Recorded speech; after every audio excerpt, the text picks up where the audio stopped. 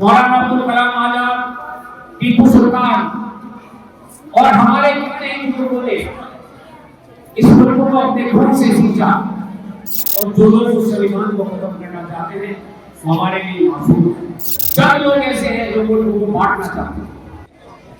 इसी कार्य के जिम्मेदार हैं हाजी शरीफ भाई,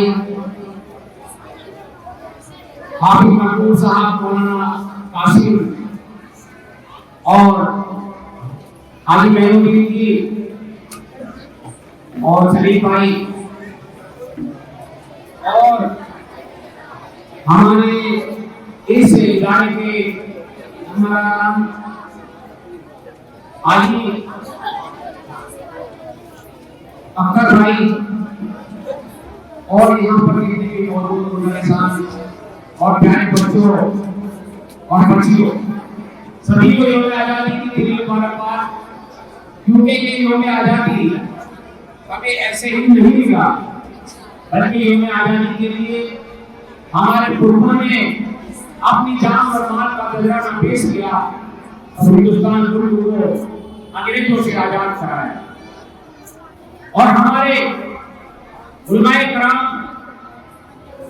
और हमारे अज़दाद सभी हिंदू मुस्लिम सिख ईसाई सभी ने इस मुल्क को आजाद कराया। आजाद कराने में पंडित जवाहरलाल नेहरू, महात्मा गांधी जी, भैया भाई पटेल, सरदार भगत सिंह जी, अशफाकुल्लाह खां और हमारी मां फरिया ने भी जिसने झंडे का डिजाइन किया। मौलाना अब्दुल कलाम आजाद, टीपू सुल्तान और हमारे कितने बुजुर्गों ने इस मुल्क को अपने खून से सींचा और जब अपने इस मुल्क को हिंदू मुस्लिम सिख ईसाई सभी ने इस मुल्क को अपने खून से सींचकर और इस अंग्रेजों से आजाद कराया, तो आज इस मुल्क के अंदर सभी की हिस्सेदारी बराबर की है। आज कहा जाता है कि मुल्क के अंदर रहने वाले कुछ लोग, चंद लोग ऐसे हैं जो मुल्क को बांटना चाहते हैं, लेकिन कुछ लोग सांप्रदायिक फैलाते हैं और कुछ लोग मुल्क को बांटने का, हिंदू मुस्लिम में बांटने का काम करते हैं। जो लोग जुर्म और जाति करते हैं, हमने उनका जवाब जुर्म और जाति से नहीं देना बल्कि मोहब्बत से देना, क्योंकि हमारा इस्लाम नहीं सिखाता आपस में बैर रखना। हम किसी को उसी की भाषा में जवाब देने का हमारा इस्लाम नहीं सिखाता, बल्कि मोहब्बत और प्यार ये सब चीजें सिखाता है।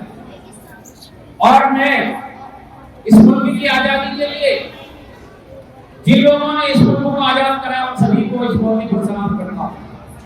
और सरहदों पर जो हमारे जाबाज सिपाही अभी भी शहीद हुए, इससे पहले भी शहीद हुए, उनके बच्चों के लिए भी मौके पर हमें दुआएं करनी चाहिए, क्योंकि इस मुल्क के लिए शहीद हुए, हमारी हिफाजत के लिए, हमारे मुल्क के लिए शहीद हुए।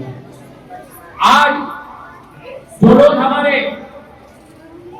हमारे जाबाज सिपाही, हमारे फौजी भाई उन मुल्क की हिफाजत के लिए अभी सरहदों पर मौजूद है, उनके बीवी बच्चों के लिए हमें दुआ करनी चाहिए, क्योंकि वो हमारी और हमारे मुल्क की हिफाजत के लिए सरहदों पर है।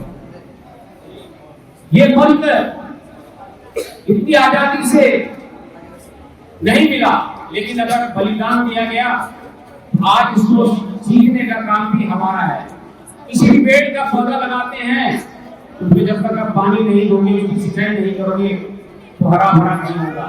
इसीलिए हमारे बुजुर्गों ने जब इसको सींच कर हम तक पहुंचाया तो हमारा फर्ज बनता है कि हम इसको आगे बढ़ाने का काम करें। जो गलत चीजें इंस्टाग्राम पे, फेसबुक पे और किसी डिपार्टमेंट से आती है, अगर वो गलत चीज है तो प्यारे बच्चों में आपको कहना चाहता हूँ, क्योंकि आपका भविष्य है, ये मुल्क के भविष्य का सवाल है, उसको आगे आप शेयर न करें।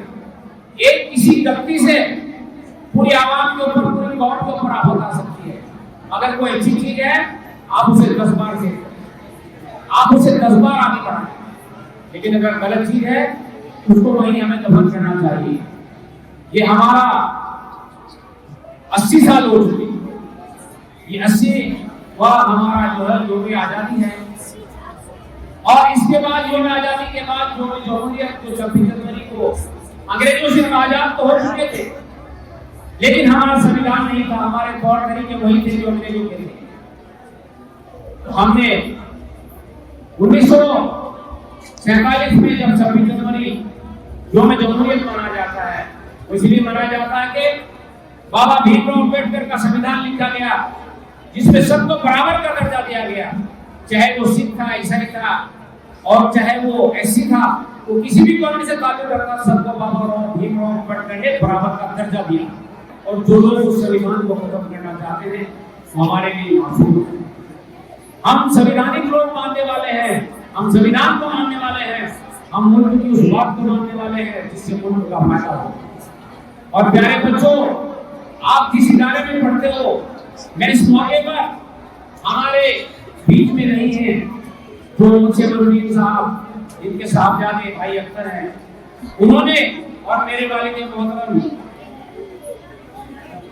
हाजी मुस्तफा अली, मुल्ला करीमुद्दीन जी, हाजी इरशाद अली और हमारे हाजी अली साहब, इन सब ने बड़ी लगन, पूरे गांव की लगन थी, लेकिन चंद लोगों ने इसको बाहर जाकर अपने दोनों पे करने से इस इदारे को रखा दिया। आज ये इदारा बना सभी, सबसे पहले गांव वालों की मेहनत है। गांव वालों ने 1-1 रुपया 2-2 रुपया देकर उस जमाने में इस इदारे को कायम किया, कोई इदारा नहीं होता था। और मैं जो हमारे यहाँ अलाज हाफिज जफरुद्दीन साहब जो मरहूम है, इस दुनिया में नहीं है, वो इस गांव की शान और बात थी। हमारे यहाँ कोई हाफिज नहीं हुआ करता था, बाहर से हाफिज को लाया करते थे जब मस्जिद में इमामत होती थी। लेकिन आप जब इमाम बने तो सबसे पहले 65 साल उन्होंने बड़ी मस्जिद में इमामत कराई। उनकी दुआओं का नतीजा है।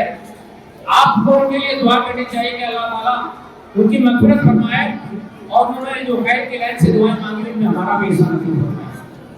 इस गांव की तरक्की के लिए, उन्नति के लिए उनका सबसे बड़ा किरदार है। वो बातें बहुत कहनी है और उनको बताना है, लेकिन मैं प्यारे बच्चों यही कहना चाहता हूँ कि इस इदारे को इसी तरीके से आगे बढ़ाएं। और मैं प्यारे बच्चों एक चीज और कहना चाहता हूँ, और सभी मुदर्रिसान को कहना चाहता हूँ कि बच्चों की जैसे 15 अगस्त और 26 जनवरी आती है, तो 2 घंटे कम से कम आप 10 दिन तक बच्चों को दें। बच्चों की जो तैयारी है वो मुकम्मल नहीं हुई है, बच्चों की तैयारी मुकम्मल होनी चाहिए। और ये सभी हमारे जो मुदर्रिसान हैं उनको, और जो हमारे टीचर हैं उनका बखूबी ये बात को होना चाहिए।